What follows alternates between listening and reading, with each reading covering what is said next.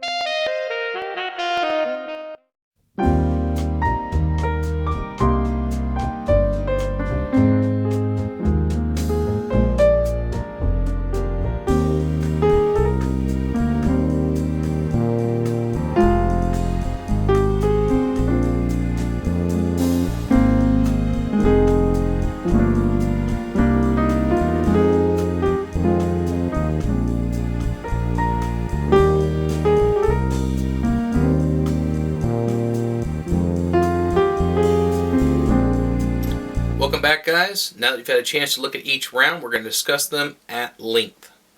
First is the .380 automatic Colt pistol round. This is typically a 95 grain projectile.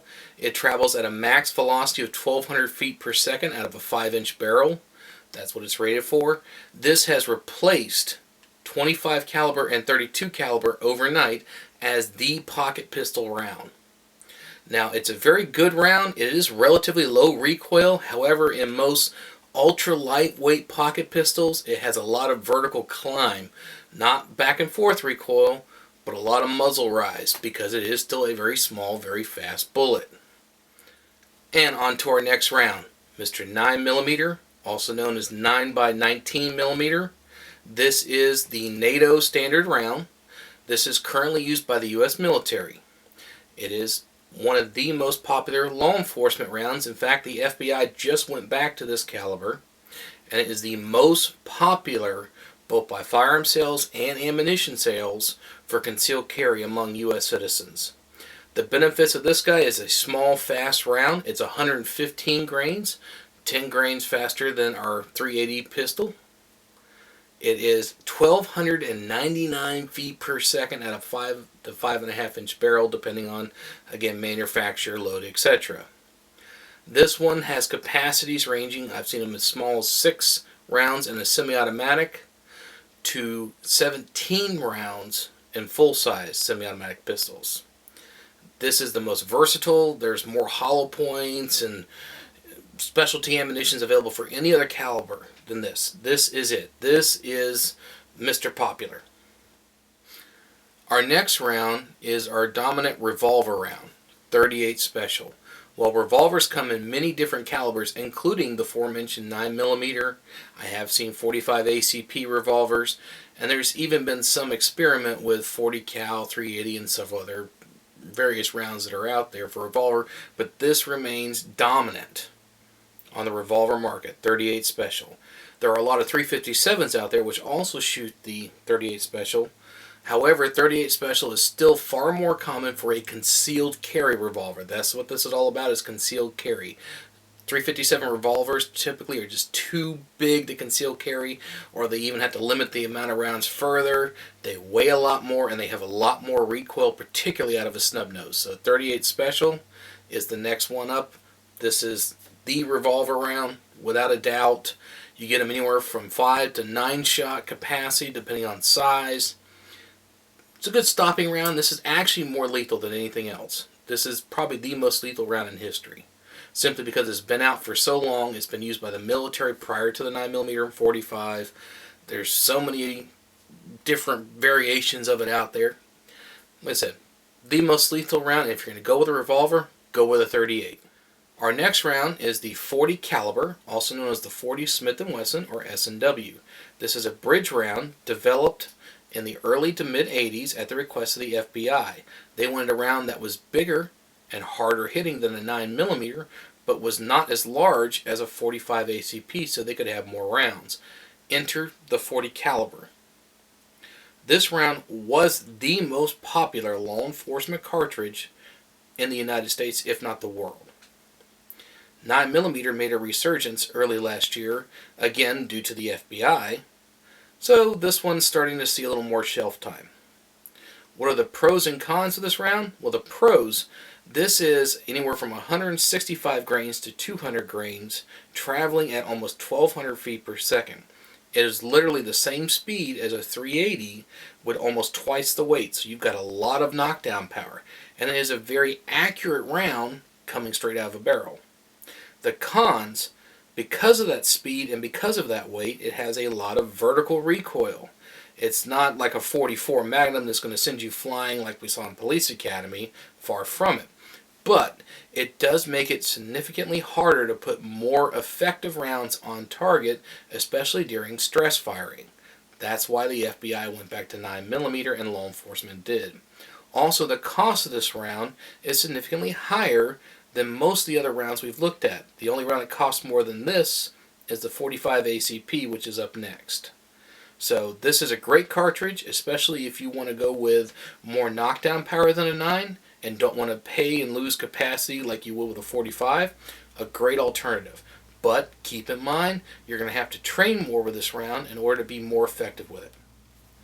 Our last round is the .45 ACP or automatic Colt pistol, also known as the .45 Auto. Now this is not to be confused with the .45 Long Colt, which is a cowboy action round. This was designed for the 1911 pistol of military fame, again in the early 1900s. This round was officially adopted by the U.S. military in 1911. Yep, go figure, that's how they came up with the name of the pistol. And is still in service in very limited fashion today. This is the largest and most expensive round we're going to look at on today's episode. Pros and cons. Pros, you have a hollow point here that's big enough to mix a drink in. Kind of leady. Very good stopping power. Arguably the most amount of stopping power we have out of any round. Cons. There's not a lot of penetration, so if your subject is wearing a lot of thick layers or is behind automotive glass or whatever, this is not going to penetrate. The other issue is cost. This is the most expensive round at almost 50 cents a round depending on where you live. And it requires the most amount of training out of anything else because it is so big, you only carry between 5 to 7 rounds in a concealed carry fashion. And now that we've taken a look at the different types of ammunition out there available to you as a consumer, we're going to take a look at the holsters. As far as for which round is best suited for you, nobody can answer that but you. You need to decide how big of a firearm do you want to carry and how much you can afford, both on the cost of the firearm and the cost of the ammunition. One thing that is often left out of anything, especially when it comes to buying a gun and getting certified to carry it, is training. You must train with your firearm. That is your responsibility. And I'm not just talking about tactical training, but safety training, proper cleaning and maintenance, and of course, good concealed carry. Alright guys, let's take a look at the different types of holsters and garments that are best used for everyday carry. Welcome back. In front of me is a selection of holsters that I've chosen to use for this review. Now this in no way contributes to any and all the holsters that are out on the market. We're going to go from the good, the bad, the ugly, and, well, the in-between. We're going to start here with this guy right here. This is an inside the waistband, outside the waistband, ambidextrous universal holster. This will fit nearly any firearm. This particular one was purchased through the National Rifle Association, but you can find it with and without their logo. The pros of this holster is relatively inexpensive and it does offer some retention. As it said, it's ambidextrous, so it does not matter whether you're left or right-handed. The cons are it's a very stiff, very tight leather, which means reholstering is very difficult, if not impossible, one-handed. Now this is a Galco leather inside the waistband holster. It is rigid double stitch on the top to allow for proper reholstering. Even squashed down, it still has enough of a muzzle to allow stuff in. When I say muzzle, I'm referring to the muzzle area, not the muzzle of the gun. You don't have to work to get your pistol in and reholster it. Now reholstering is a big deal for me. Let's face it, it's real life. Sometimes if you've ever had to use your firearm to defend yourself, whether you had a fire or not, you're going to need to reholster. That's something you got to keep in mind. Let's face it, when law enforcement comes to the scene, and they're going to come to the scene, if you pull a gun on somebody, shoot or not, law enforcement's going to be there, and you need to be there for law enforcement. But you got to be able to reholster your firearm so you don't appear as a threat to them. This allows you to do that.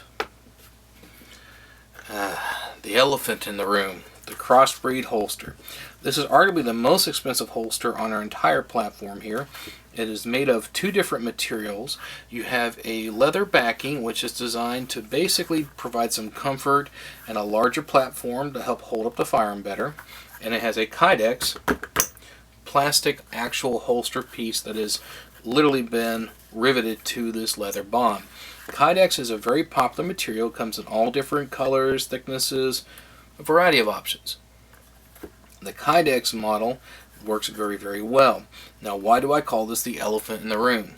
This holster is designed to be used in one of two ways. Either carrying closer to about your 4 o'clock or towards your right hip, or it's designed as an appendix carry holster, which is more of your 2 o'clock. The appendix carry is designed to sit the firearm basically across your front of your body, pointing it downward, inwards towards your thigh. It's supposed to be more comfortable to carry long term, and I would agree it is. However, you spend a lot of time sitting, it is not comfortable, especially if you have anything that resembles a gut. Hey, the other issue, you're pointing a loaded firearm at yourself. And especially if you're male, you're pointing at something you really don't want to lose. So I don't recommend this for appendix carry. However, right hand dominant or left hand if you want that model made, optional, great holster. You know, it's very comfortable, but it's very, very expensive. Now this is how I normally carry. This is an outside the waistband pancake holster. Now this one is a Kydex holster. This was for my 1911. I did carry a full-size 1911 Springfield for the longest time. Now I go back to my Glock and I do have a similar holster for it. This one was a light bearing holster. As you can see, this just shows the benefit of Kydex. Kydex is not something, well, you can go and buy it off the shelf, but if you do any modifications, it's not something that you can find just normally. However, so many manufacturers out there make it from mom and pop shops to major corporations like the Crossbreed. You can get it to fit any firearm you want it to with just about any modification. In fact, this one was set up to not only carry tactical light, but if I had put a RMR or a fast acquisition red dot sight, this would have held it without a problem. It is adjustable on how tall or how low I carry it. I generally carry my firearms very high. It makes it easier to conceal, but it's all up to you.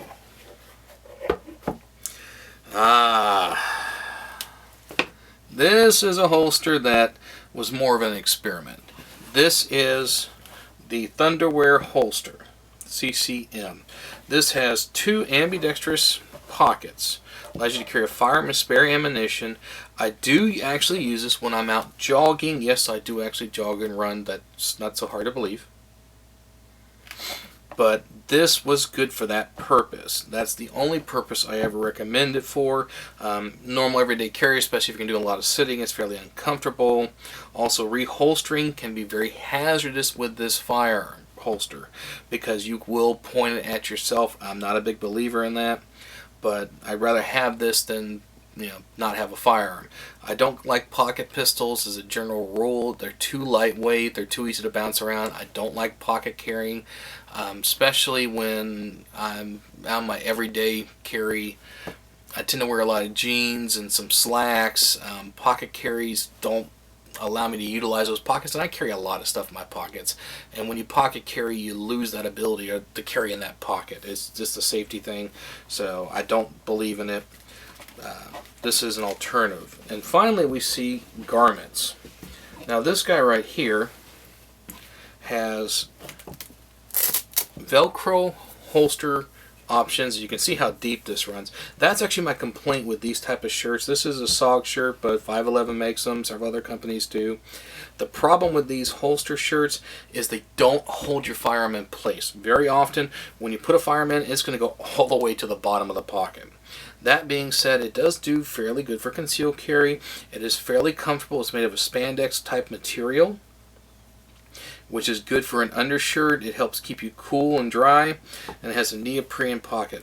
But like I said, unless you're carrying a full-size 45 or something like that, if you're carrying a small little baby pistol, do not use this. Please do not use this. I beg you, do not use this, because your gun won't stay up in here. It's going to be down in here flopping around like a marionette fish. Alright guys, in just a second we're going to take a look at the different types of outer garments that are available and how you should actually conceal carry. Stay tuned. Alright guys, welcome back to our final segment. In front of me are the 3 most common methods of concealed carry outer garments. Now I'm not talking about shorts and pants and that kind of stuff. That's entirely up to you. Generally, this type of your firearm is going to depend on that. Now, if you're like me and you carry a mid-size to a full-size, you're going to have a belt, so that means some type of shorts or pants that have belt loops. That doesn't matter. That's not what conceals your firearm.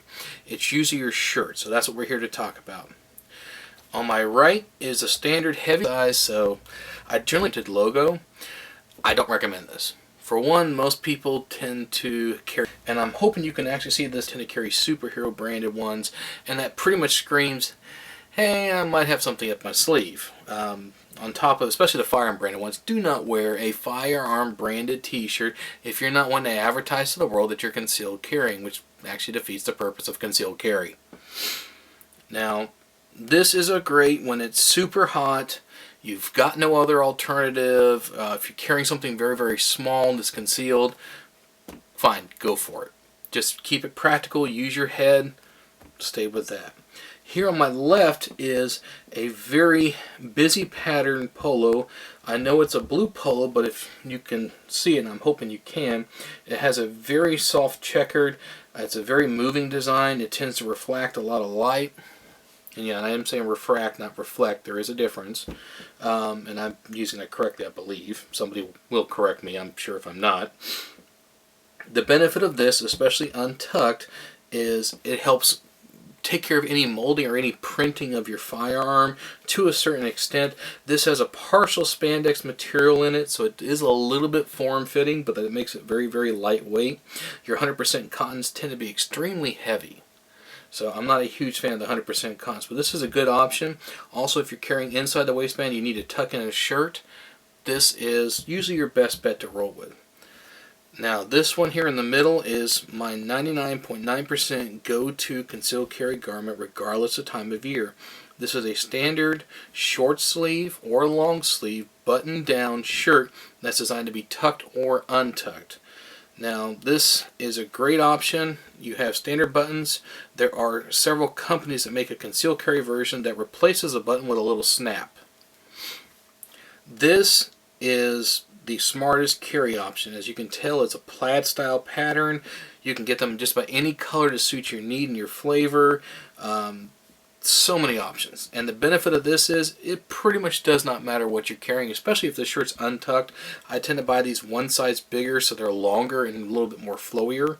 I have carried that full-size 1911 outside the waistband with all its trimmings in this kind of shirt and stood right next to people, including trained law enforcement, that never knew. This is the best option for you. It's very lightweight. It's a very thin cotton material.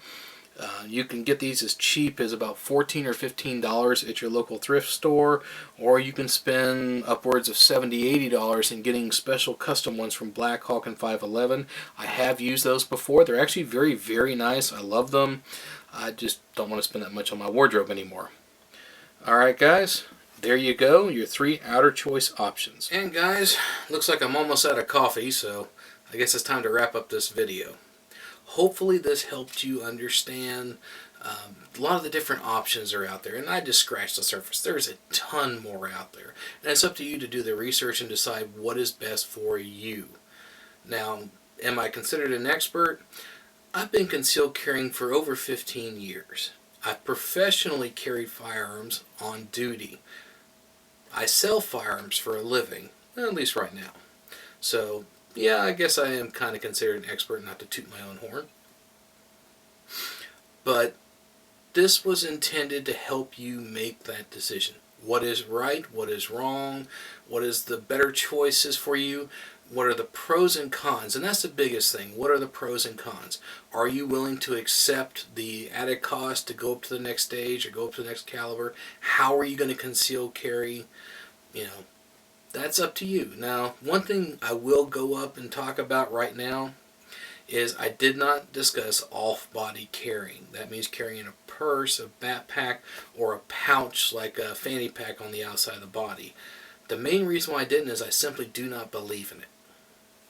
A purse or a backpack is often the very first thing either stolen, left behind, or lost during a fight. If you think about it, yeah, how many times do you set your backpack or your purse and walk away? Also, think about this. Just like when you pocket carry, whatever pouch or pocket that firearm goes into, nothing else may. Flat out. You lose the ability to put anything else in that pocket. It's unsafe. So now you just limited yourself. And if you think about this too, unless you live alone, how many people are going through your purse or your backpack? Is it just you? Are you sure about that? Do you have kids? Carry on your body. That's just smarter and it's safer. Yes, does it mean some wardrobe changes? You better believe it. It's something that is a lifestyle change. But is it something you should or should not do? Well, that's up to you. Well, again, guys, I'm sorry if this video may have offended you. If it did, well, you made it all the way through the video. You might as well leave some comments. As always, like and subscribe. That helps out the channel a great bit. Until next time, I bid you adieu.